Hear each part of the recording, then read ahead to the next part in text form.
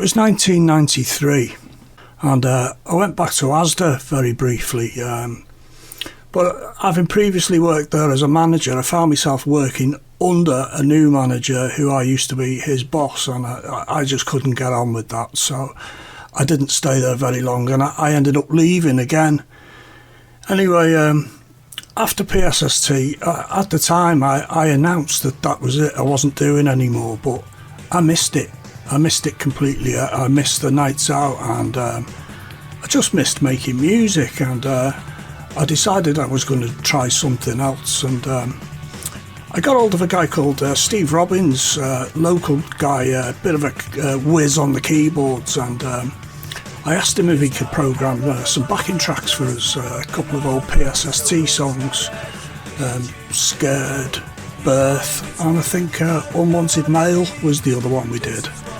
And Steve programmed some backing tracks for us, and we went up to Blaenau Ffestiniog again, back to TLC, and we invited Dean over to do some guitars, and I really loved hearing the old songs done again with all this new sort of electronic sound. Steve was a big Depeche Mode fan, and mixing that with Dean's guitar, it sounded absolutely fucking great, and I decided with that was the way I was going to go.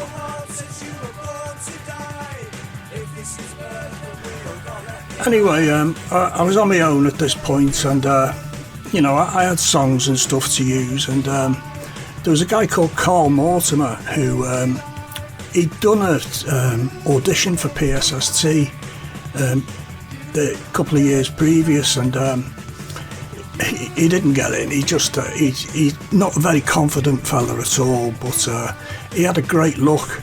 Anyway, he started chucking me all these demos of stuff that he'd done on his little drum machine, and there was nothing there that really sort of got me attention until he dropped this one track on me, and I really liked the riff. I thought it was really good, and I wrote the lyrics bastardized, and that was to become later on one of our biggest and best GMX tracks. Yeah, Unwanted Male was one of the tracks we did.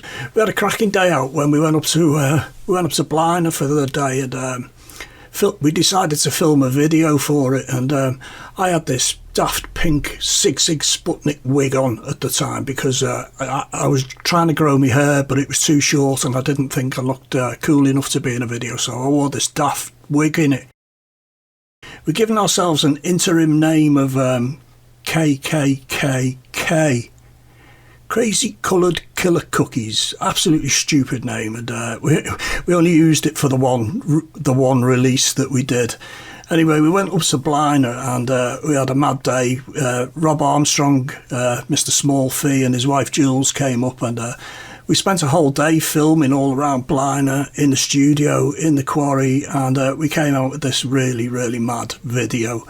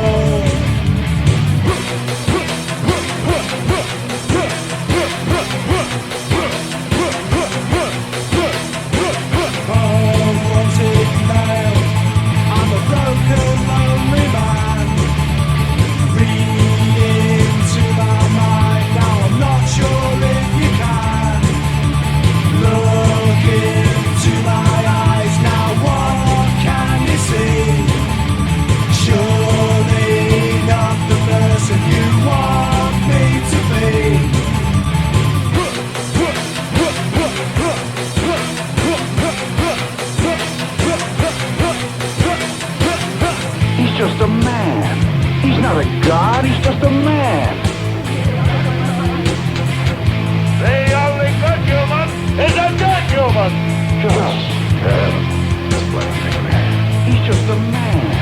He's not a god, he's just a man. The only good human is a dead human.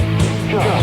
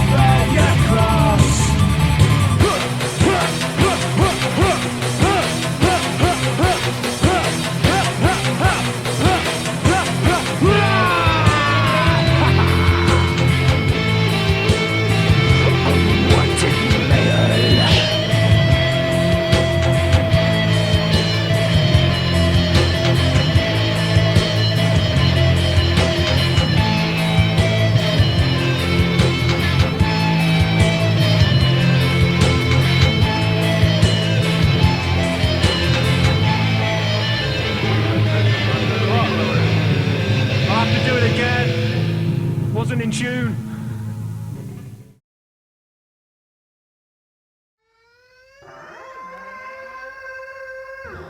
I also went back to Dave Jones, former PSST bass player, and asked him if he'd like to program some tracks for a new band I was forming. Dave was an absolute whiz, and he was using this thing called Octamed, and he programmed some backing tracks for us.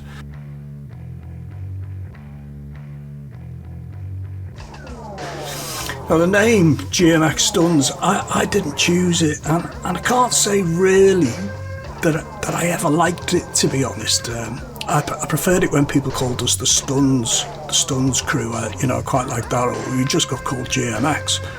But according to Carl, and I don't know how true this is, but apparently the name came off a Ouija board, and the only message he said he got with it was that we would get everything we needed to be successful. Proper hippie shit.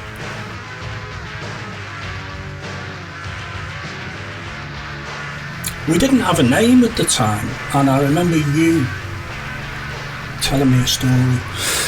Yeah. So yeah, well, I know what I can remember what you told me, but I'm going to let you tell people how the name GMX Stuns came about. Okay, well, it came about from, I was in Merchant Navy College, training to be a radar and communications officer, and one of my fellow shipmates was telling me that he'd been doing a seance on a Ouija board, and the question came up, who will be the next biggest band after the Beatles? And it's spelled out on the board GMX Stuns. Yeah. And so when we were talking about bands and stuff, because I was in a band in the college, and said to him, "When are you going to use it then?" He goes, "No, I'm too scared to use that. It's not right."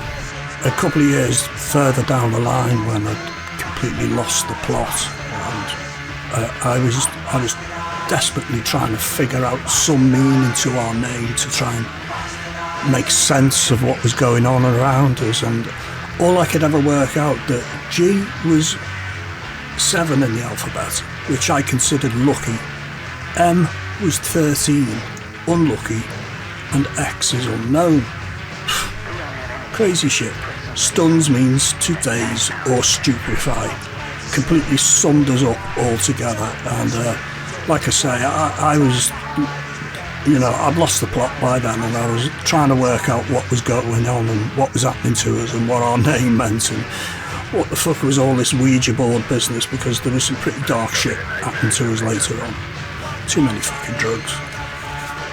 Anyway, we went with that name, and we went back up to Bliner and recorded another demo, another 3 tracks.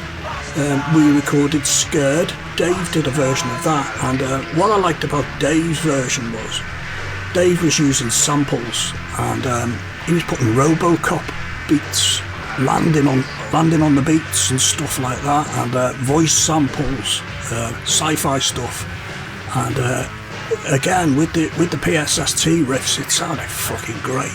Really liked that. We did a cracking version of Bastardized as well. That was the first demo of that we ever did, and that come out absolutely crunching. And we did another track with that called She Sits Alone, which we never ended up using. It was just like riff beats and samples and stuff. But we had these 3 tracks, and I had the bassist to form a new band. Programming, I'm doing guitars with loads of effects on. I was just like, how many weird noises can I make, basically? Yeah, I mean, it was just, I mean, me and Carl were different, you know, techniques and stuff, but it just worked when you mixed it all together. His programming was just different from mine, but it just worked overall. I don't know how. Somehow, with all the weird different elements we had in. I mean, you became the main programmer because the sound you created was just incredible. And like I say, groundbreaking in the early 90s. Yeah. I mean, for around where we were, for what we had, the equipment-wise, I mean. After that, I mean, we got you in, you started playing guitar, we had these great little demos. Yeah, I'd always been into that kind of industrial metal kind of sound, but yeah, it was having the instruments to be able to do it, really. I mean, if they had the software we have nowadays, I mean, just imagine this kind of stuff we'd have been making. But we were just too soon. You know, the PCs were just coming out to do proper music with, so you just, you know, stuck with stuff you could afford to buy, really. So I think that's kind of affected the sound, really. It made it a bit more raw, maybe, I don't know, rather than the polished stuff that if you had a massive studio full of synths, probably. The sound really excited me. We had these, well, we were still using a lot of PSST stuff then, but I loved the punk riffs with this new style of music, the programming, the synths and the drum machines and everything. And the 2 of you were fantastic at it. Yeah, more so Dave, to be fair. I mean, Dave was he was using Octamed. Yeah. And some of the stuff I used to just think, how did you do that? Yeah. It was that good. Yeah. And I have to say, Dave was, programming wise, was way above what I could achieve. Yeah. There's no doubt about it. And it was only when I learned to do it years later that I really sort of appreciated what he was doing at a young age. He was very, very good, wasn't he? He was excellent, absolutely no doubt about it. Yeah, I loved how Dave and Carl started working together on these tracks, and Dave also asked me, I asked him to join GMX Stuns, and he said, well, can I play guitar? Because he was always a bassist in PSST, and I says, yeah, Dave, yeah, go for it. And basically there was myself then and 2 guitarists, very, very different in styles. Carl was a hippie, Dave was like a grunge guy, and Dave was playing these big grunge punky riffs, and Carl was mixing all these little Indian scales in between, and with the backing tracks with all the samples and everything. It was a great sound, and there was no other band around at the time doing anything like that. It was all brand new. I found myself homeless again.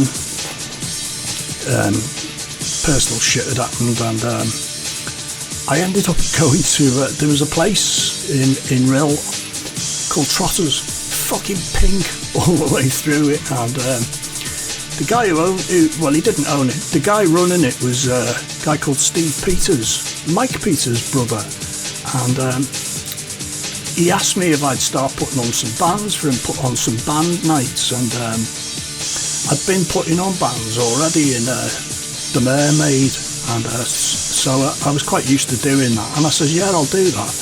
And he said to me, well, you know, how much do you want? And I said, well, I don't want paying, but I do need somewhere to live. And it was a hotel, it was a nightclub, it was fucking massive. So I had the choice of all the rooms upstairs. So I just moved all my worldly possessions into Trotters. And within days, Dave and Chunky had moved in as well. So we had a base to start putting a band together, rehearse and program and stuff like that. So Trotters, despite the look of the place, terrible name, I could see the potential in it. Lovely shaped room, perfect for putting on bands, and but like I say, it was all pink inside, and it just didn't look very punk rock at all, you know. So we got a load of people together, and we got everybody to bring in all their old magazines, enemies and stuff, and we cut them all up and we pasted them across the walls of the entire venue. It looked fucking great. We named the band nights as DEFCON 1, and we put it out under GMX Stuns promotions. And basically, I mean, we weren't a band then, we were only a recording project, but that was already putting the name GMX Stuns out there. It was sort of showing people what was coming. One of the very first people to turn up at Trotters when we were rehearsing, again, was Mike Peters. And he came in and he just sort of hung out with us while Dave was programming and we were putting songs together. And he absolutely loved what we were doing, and he helped us out with some equipment. And he said he'd give us some support dates later on, which he did. And again, Mike was a massive help to us, and you know, we really, really appreciated that at the time. After PSST, we were in Trotters on the corner.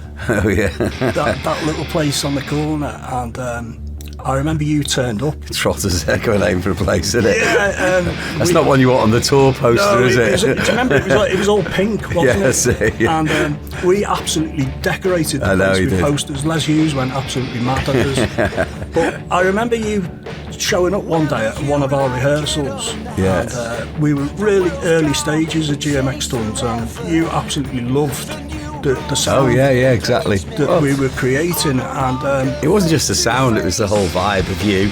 Yeah. You know, and what you were. You know, you were the instigator of a lot of things. Yeah. And you brought an energy to your bands.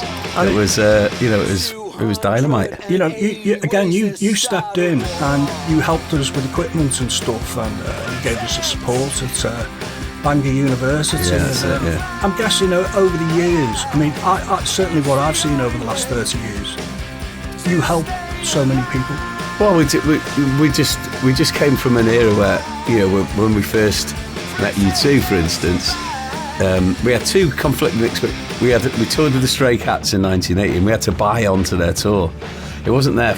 You know, I'm still great friends with Slim Jim and Brian Setzer and Lee from the band, and we toured with them in 1980, but their agency structure meant that we had to come up with $2,000 to get on the whole tour. And that doesn't sound like a lot now, but it was a heck of a lot of money in 1980 when you didn't have anything. Yeah. And somehow we got it together and went on that tour. But then when we met U2, they wouldn't entertain having a buy-on. We were on an agency called Wasted Talent. Through the gigs we did with U2, we got onto the same agency, and their policy was they were the agents for the Clash, and we discovered them because the Clash did a tour where they said we're only going to have local bands opening, and they had everyone could send their cassettes into their office, and they gave the address as 28 Alexander Street, and we were straight down there with our tapes, but we never got a gig. But when we ended up on the agency, which is something we aspired to be part of, the whole philosophy was we help other bands come through. That was our I guess a sort lot of people too. looked up to you so much. Yeah, well, when we played with U2, they didn't charge us to be on the stage. They wanted us there because they liked our music and they liked us as people. And we were the same. We wanted bands. When we came back to Wales, we could see, you know, I'd come home to Wales and there was a show on I think it was on Friday nights called Video 9, and it was Geraint Jermyn used to put it together. It was all Welsh language bands, and I'd watch it because we didn't have many channels in Prestatyn at that time. Yeah, 4 channels. Yeah, that's it. And I think, wow, some of these bands are amazing. If they could, why are they just speaking in Welsh? Why can't they speak in?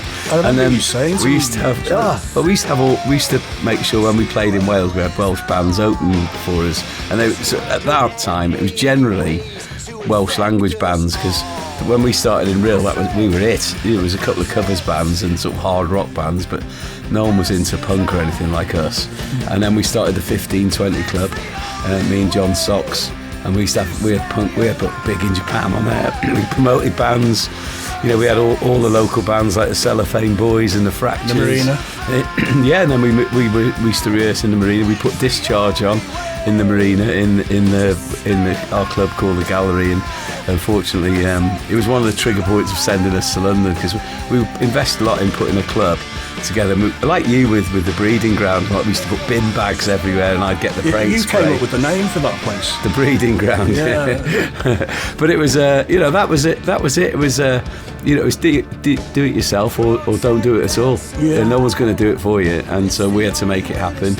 And you know, when we Discharge played, there was a conflicted audience. They were great, but there's a hardcore skinhead element came along and smashed the place up. And Huey Shaw, who I'm sure you remember, who ran the Marina, was like, "Get out of here, guys." we had the same, getting bloody raided all the time. That's it. Yeah. And the problem is, you see, you've got your mates, Yeah. and they're all bloody skinning up and stuff like that. Yeah, well, that's it. That was sort of what drove us to London, because we knew when we started the Alarm at that sort of time, that pivotal time in '81, we thought, or I said to everyone, that we played one gig, and I thought, right, this is it, but we have to take it to. If we stay here, the energy will be great for 3 or 4 gigs, and people start bitching and arguing and getting into fights, and then we'll end up losing it, and the energy will turn on us and eat us. I always remember you saying to me years ago,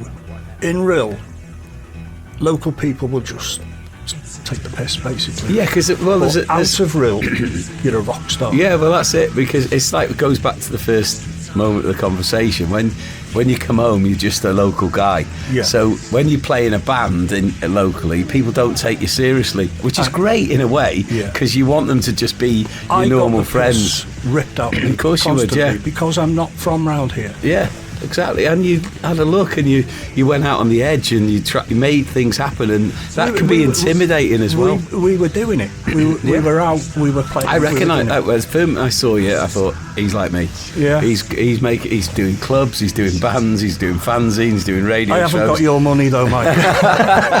Well, but, you know, you do it with nothing. I'm the same. If I didn't have the wherewithal that I've generated through the bands and the music I've been in, I'd still be doing what you do. I do it for the love. That's it. I still do it for love. That's it.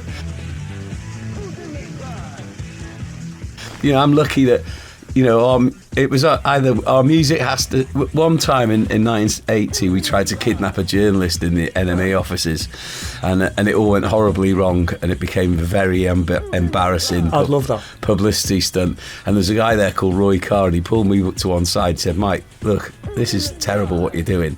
You know, it got all ugly." And he said, "But I appreciate what you're trying to do." But he said, "Go home, put all the energy for today into your music, and let that be the catalyst to bring people to see your gigs." And you're still pulling stunts like that now. I mean, vinyl.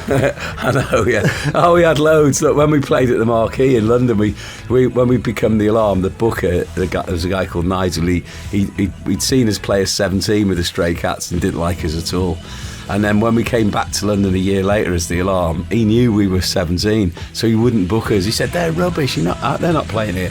But we knew Gene October from Chelsea, and Gene said, "Well, I can have my own support bands at gigs." So he got us a gig. We had to call ourselves the Black Sheep, and we were playing in the Marquee supporting Chelsea. And Nigel, who hated 17, said to our manager, he said, "These are going to be massive. Who are they?" And he went, "That's 17 that you wouldn't book." So we had all those subterfuges of booking, changing our names have paid off over the years. We did stuff. We broke into the NME when we wrote to them, put a page on the Angst. That's it, yeah, I know. Asking Manic Street Preachers for a fight. Sometimes it's old school stuff, that. Yeah. But you've got to do it in a way, especially if you come from real, because no A&R man's going to come up here and see you. No, when we started out, there was no rock and roll Svengalis to give us advice, like the Clash had Bernie Rhodes or the Pistols had Malcolm Mclaren. They would never have been the bands without those two older figures who knew about the Stooges and the New York Dolls and could say to Johnny Rotten, look, you need to go and listen to this and you need to read that, Joe Strummer. Without that, they would have been just like us. They didn't quite know what to do. You can see that from all the early Sex Pistols stuff. They didn't really know what to do and when they met Malcolm Mclaren, he'd already managed the New York Dolls. He was able to give them the benefit of his advice and experience, and all we could have was Malcolm. Nightclub owners who ran holiday camps. He was a character, Malcolm. Yeah.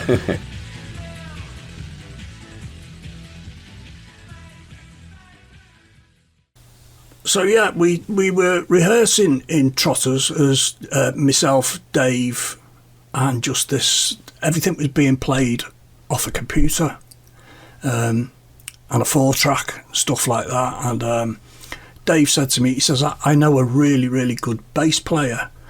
I said, "Right, okay, yeah, let's do that. We need to expand into a band." And Steve Buckley was a guy that I'd never met him. Dave met him through the Bistro. They were all of sort of similar age.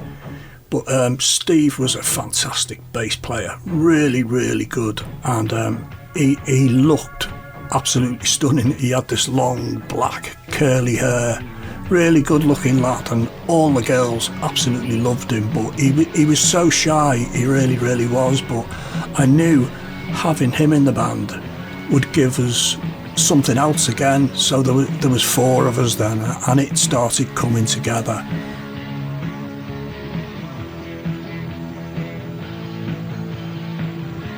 We ended up at a gig in the Adventure Playground in Rill, if I remember. That's right, yeah. And obviously playing guitar, bait the bass for a long time. In different bands and stuff. We all knew who you were. Because you were quite famous for bands, and you were quite famous loud and stuff. Famous for about all of 5 miles, I think. Oh, absolutely, yeah. But so yeah, you were in Fluorescent Daydream, weren't you? Yes, we couldn't even spell that correctly. No, well, if you asked me to spell it, I wouldn't be able to spell it. We couldn't do that. But I do recall that. GMX at that point, we were still just a recording project. There was myself, Dave and Carl, and we were living in Trotters, I think, at the time. Yes. We had I was homeless and ended up living in there, and Trotters, Christ, what a place that was. And Dave said to me, I know a bass player, Steve Buckley. And so you were poached from Fluorescent Daydream. No, the band was called... Oh, it was something else. What was it called? I should know this, shouldn't I? It's the name of a big country album as well. They used to be called Restless Natives. That's it. I remember you coming down to when you joined the band, and one of the things that absolutely stuck out about you, for me personally, it was your look, Steve. You had this beautiful long black hair, and you were just, well, we were all fucking handsome, weren't we? Back in the day, yeah. We were all good-looking lads, but you brought that element to the band, and you were so shy. You came in and we started recording those 4-track demos, didn't we, with Dave? Everything was done on Octamed. And I think he had a Yamaha 4-track. Yeah, one of the better ones at the time. Really, really sort of early days, and you started joining us on demos and stuff like that, and the band became a 4-piece.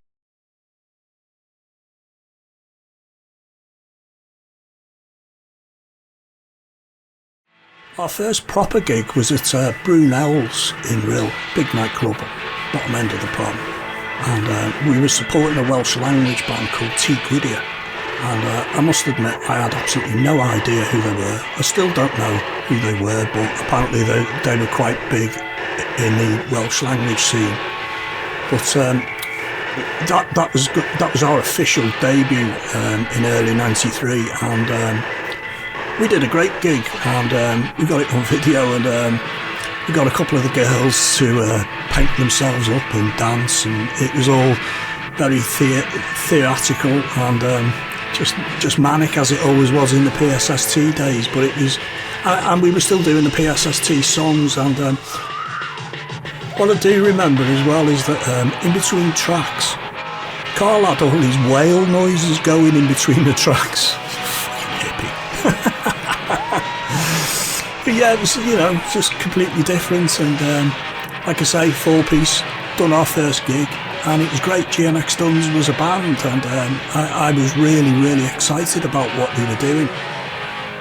Everybody had digital audio DAT machines. We had the DIT machine, which was...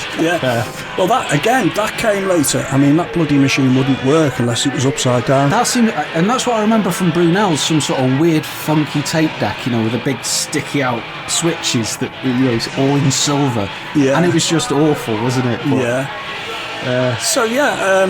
we did. We did quite a few gigs just as a 4-piece, and I got a lot of stick for it at the time. I mean, I got a lot of stick for stuff, as you do, but I remember people sort of saying, "Oh, you're just a karaoke band, you're playing to backing tracks."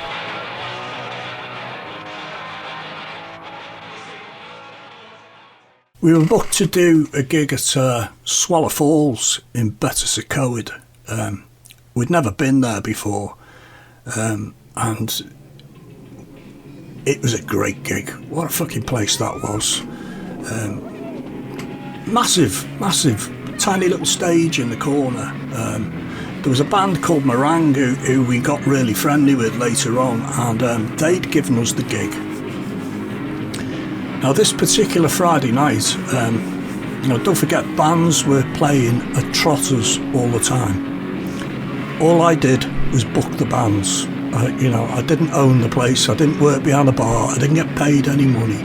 I just put bands on in there. That was my part of the deal for living there rent free. And this particular night, if I can remember rightly, Sync were due to play. Now, in the afternoon, we'd had an incident with a broken gas pipe at the venue, and all day we were just waiting for the place to fucking explode. And we'd phoned the gas board, and we were waiting for them to come out. And in the meantime, don't forget, you didn't have any mobile phones back in those days. You couldn't get hold of anybody, you couldn't email anybody. And we were trying to get hold of the lads in the band from Sync to tell them the gig is off, there's a gas leak at the venue. And Steve Peters wasn't running it by this time. It was another Steve, can't remember his second name, but it's no wonder Trotters never had any money, because they were fucking drinking it all. And I remember going upstairs to his room, and he was flat out absolutely pissed, and I'm saying to him, the gas is fucking going off, mate, the place could go up at any minute. Anyway, I couldn't wake him, and then it got to like 6 o'clock, and it was like, well, we've got to go, we've got a gig of our own up in Betws-y-Coed. So we left, and the gas board apparently turned up a little bit later on, sorted it all out. It was dangerous as fuck, And we were off on our way up to Betws, and what an amazing gig we had up there. I mean, they got us to headline for some reason. I don't know why, but we had to go on after Meringue, who were the local band, and the reception they got, and the atmosphere in there. We were sat in the back thinking, oh, fucking hell, how the fuck do we follow that, But we came on, and everybody went fucking wild for what we were doing. The place was up, dancing, and it was the same every time we played Swallow Falls. They were absolutely cracking gigs.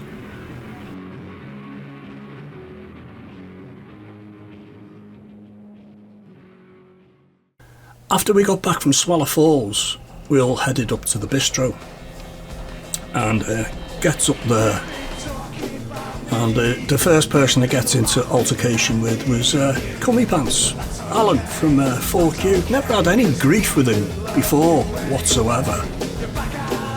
And from what I can remember, he was giving me digs for what happened at the gig not being on. But I tried to explain it to him. It wasn't our fault. You know, we had a gig, we had to go, there was a gas leak, blah, blah, blah.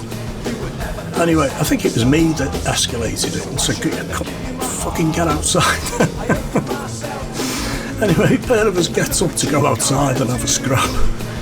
And Neil Crud trips me as I'm going past. And I turn around and I swung for him. And all these bouncers were on me and I was kicking and swinging fists and stuff like that. Didn't connect with anything, and I got thrown out on my arse and I was barred. And that was the only place where we all used to go. And Cruddy had got one over on me. He'd got me barred. Twat. I remember we did an interview in Abstain. Yes. Oh, that got me in trouble. And that got you in some trouble, didn't it? It did, yeah.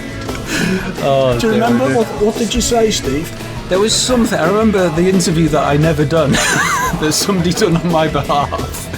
It said something about, I don't know, Neil Crud came up with the name, and I didn't know Neil at the time. I knew possibly who he was, I knew he was in PSST and stuff, but I didn't know Neil at all.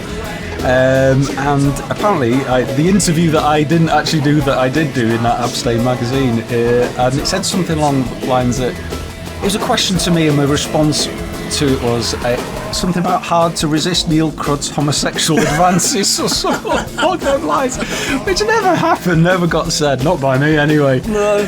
Some troublemaker probably said something. I think he saw you as an easy target myself, but yeah, that was funny. Well, he came to me, and it was outside the bistro actually, and he came over and said something. It's like, hey, you know, about that, and I don't know. At the time, looking back, it's I was a bit happy-go-lucky, wasn't I? Just smiled all the time, and I think he sussed that it wasn't really me that said it. No. But he confronted me about it, and we had a bit of a chat, and yeah, it decided that it wasn't me. But yeah, but that magazine, have you noticed we're holding hands in it as well? Yeah, Dave's head's chopped off. That's not it. That's one of the best. That's one of the best things. You know, I'll look back and see that, and that just it tickles me. That does. Some of those Trotters gigs were interesting. I mean, you Mad Dog on the door. Yeah, I mean, you could hear us rehearsing from where you were. Yeah. When you were working at night. So you had sort of a little insight into what was going on, really. I'd be filing my copy at stupid o'clock in the morning and just hearing this rattle coming through the walls. Yeah. Les Hughes went mad when he walked in there and saw what we'd done to the place, but we couldn't leave it pink, could we? No. Infamously, the UK subs were booked to play. Yeah. I didn't book them. But we sold all the tickets, and then we were opening on the night, and all these fans were turning up, and the subs never showed. I got so much shit for that, but I got so much shit for a lot back in the day because I was probably the person. I mean, the other lads in the band say I was leading it all, I was instigating a lot of it all, but I didn't have any experience myself, Steve. I was literally just going, you know, on a whim with most things. It was instinctive. Yeah, I mean, and that's why it was so powerful. There was no contrivance. No, it was literally from the gut. And I had a lot of people taking a pop at me physically as well. You know, it's why I ended up getting chucked out the bistro a couple of times because just being young and stuff like that, you can't walk away from it when you're younger. You can, you know, I can now. I don't, you know, I don't like any conflict whatsoever. No.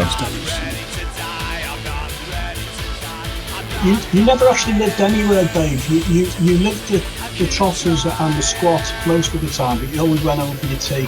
Oh yeah, no, I'd go get some washing done. Yeah, I'm not stupid, mate. You were a proper squatter like the rest of us. Yeah. No, Trotters was good fun actually. So who else did that? I remember the few of us, just a long corridor with like rooms and one floor we couldn't go in because it was just dirty or something. You couldn't go up because all the roof had gone and there was just fucking pigeons everywhere. Yeah, that's right, yeah. Bit dangerous to live above a pub, but... Yeah, we all had tabs, do you remember that? Yeah. Dangerous thing to have when you're on the dole, isn't it? A tab. Yeah. You'd started the Gathering 2 years before, Yeah. and your first two, I think, were at The town hall. And your first two were at the pub on. oh well, we had the Swan in Rill. That's right. That was my brother's pub. That's right. So, It started there. well, it started because there were so many people coming into town, and originally the Gathering was just Saturday night. But because they had to make the exodus into Rill, Yeah. they'd come up on Friday and stay in B&Bs and whatever.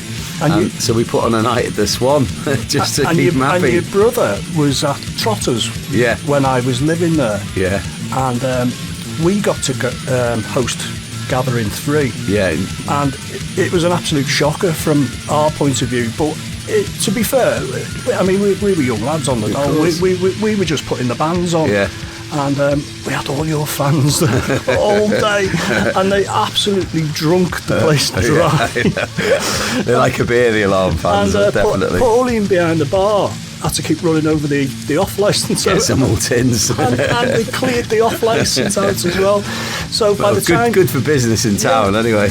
By the time you turned up from the town hall, there was no beer left. I remember you turning up at the door and you were like, I'm going to Bistro. Yeah, probably. I needed a pint after all that.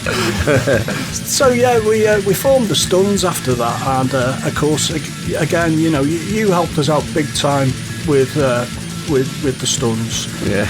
And I love the band. That's it. I love what you were doing. I always wanted to be, you know, if you liked the band and you could help in some way, I felt obligated. You know, you two given us a massive opportunity to play America when no one would. We were unknown.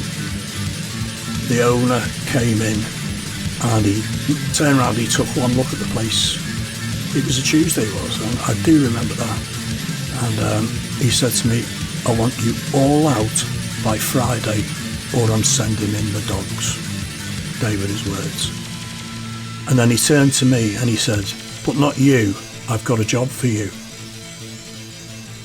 And I said to him, if you're kicking me mates out, I said, you can stick your job up your arse, basically, you know, and fuck off. We had nowhere to live.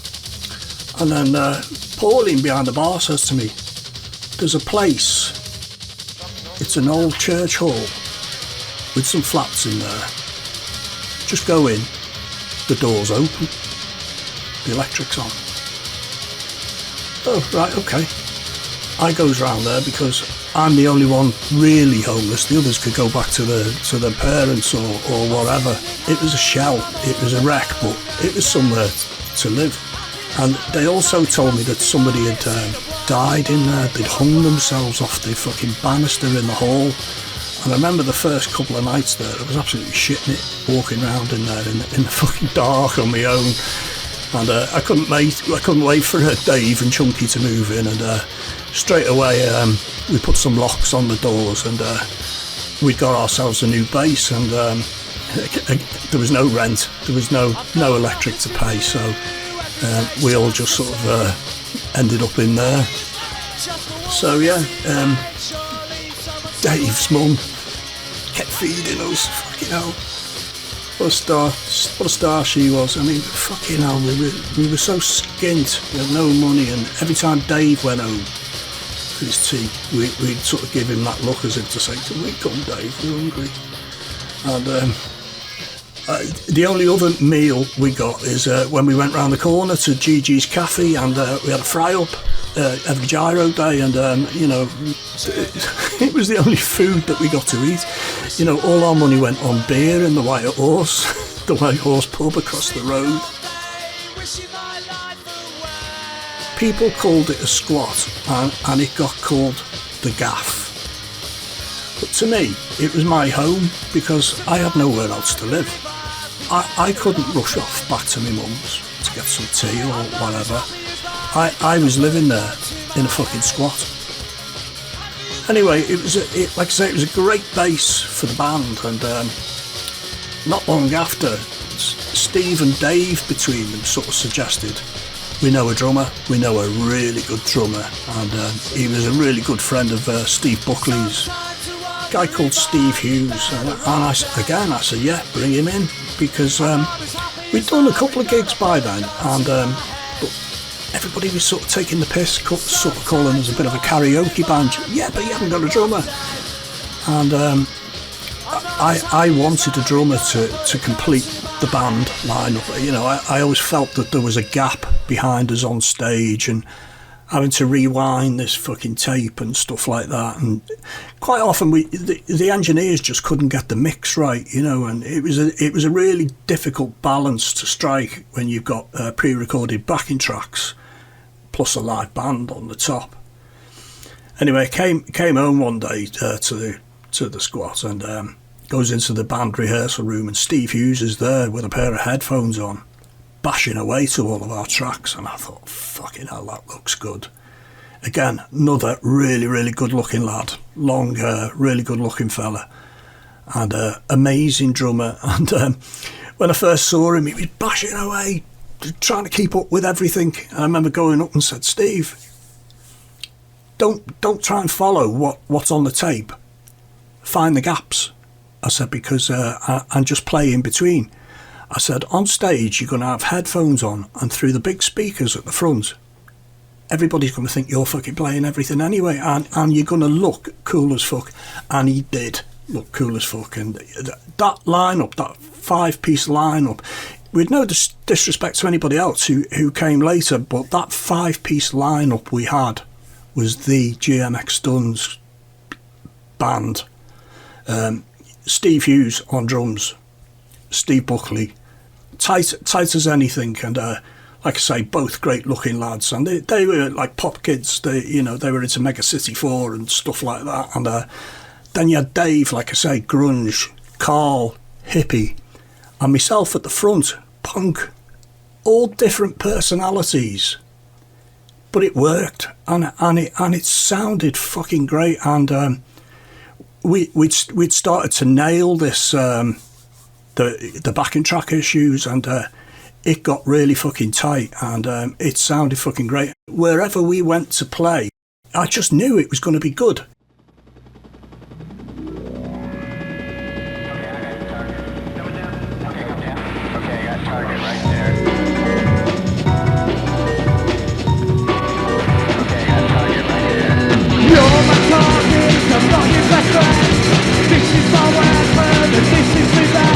The day is arrived to look my own attack. You better watch me now, cause I'm on your back. And the exercise of my mission is clear, to seek and destroy, to wipe away my fear. This is my Lord's day, and this is the end of the exercise. You have no defense.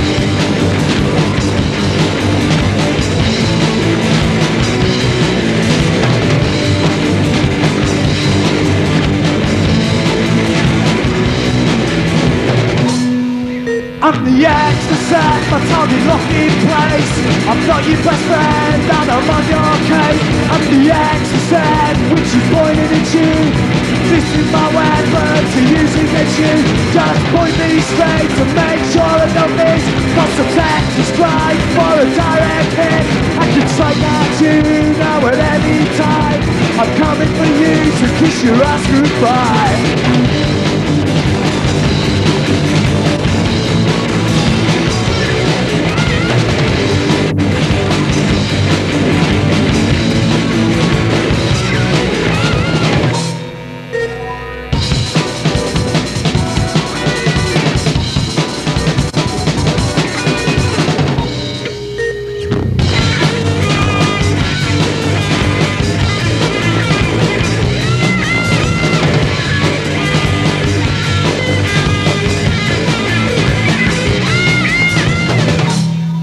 I'm the exercise, I got you locked in place. I'm not your best friend and I'm on your case. Now the day is arrived to launch my own attack. You better watch me now, cause I'm on your back. I'm the exercise, and my mission is clear, to seek and destroy, to wipe away my tears. This is my Lord's day, and this is the end. I'm the exercise, you have no defense.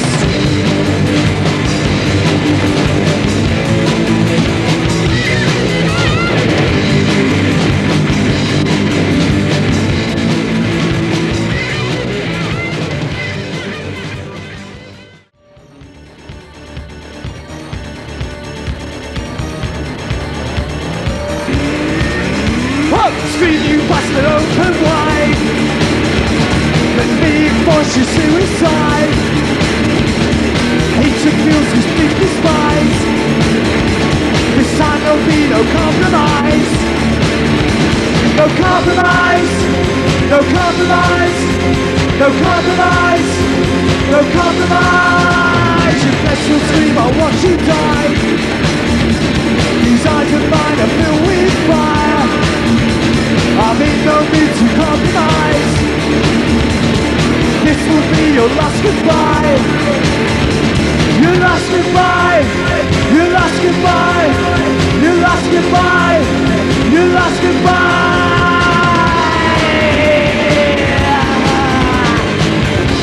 You lost your throne.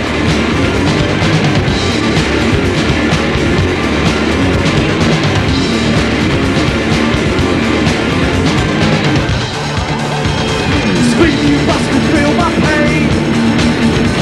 Like a razor blade, it cuts my brain. I'm in no mood to compromise. This will be your last goodbye. Your last goodbye. Your last goodbye. Your last goodbye. Your last goodbye.